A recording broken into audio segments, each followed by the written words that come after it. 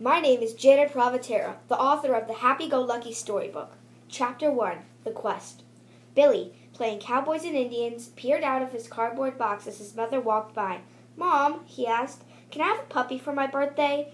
"I don't think so," said his mother, "but you can ask your dad when he gets home." "I bet he says yes. I've wanted one for a long time." Billy often played with the Maltese dogs when he visited the pet store with his mom. While he liked all the other dogs and occasionally played with them, he felt compelled to play with the small, white, soft and cuddly Maltese dogs. Inside the glass window within the pet store was a rug just outside the dog cages in the corner of the room. He would sit on the rug, pet the dogs, and scratch their bellies. Billy spent the next hour in his fort imagining that he was defending it from Indians. The box was propped up near the window sill where Billy often sat and peered outside to see who was coming to visit. He lived in an apartment with a small kitchen with a dining table, a living room, and 2 bedrooms upstairs. One of these was his room, but it was full of his toys, sports equipment, and flashlights for his new cardboard box fort. Finally, Billy heard the sound of crunching rocks outside. His dad's car was pulling into their gravel driveway. Billy ran to the front door and yanked it open just as his dad, whose name was Will, was putting his key in the lock. "Hey, Billy, did you see the refrigerator box I pulled out of the garage for you? Are you having fun with it?" Billy was in too much of a rush to hear his dad's question. "Dad, can I have a puppy?" he asked, jumping up and down with excitement. "Come on, please say yes." "Hi, Billy," said a new voice.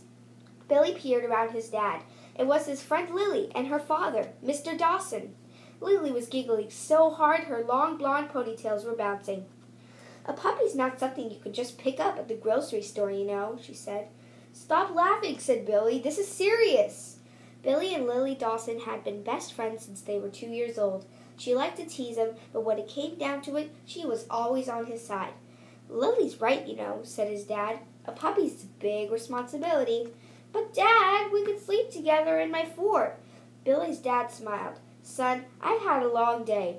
Would you be kind enough to let me visit with the Dawsons and rest a little bit?" "Sure, Dad, but Mom told me to ask you tonight about the puppy." "It can wait, Billy," said Billy's dad gently as he sunk into his captain's chair in the living room.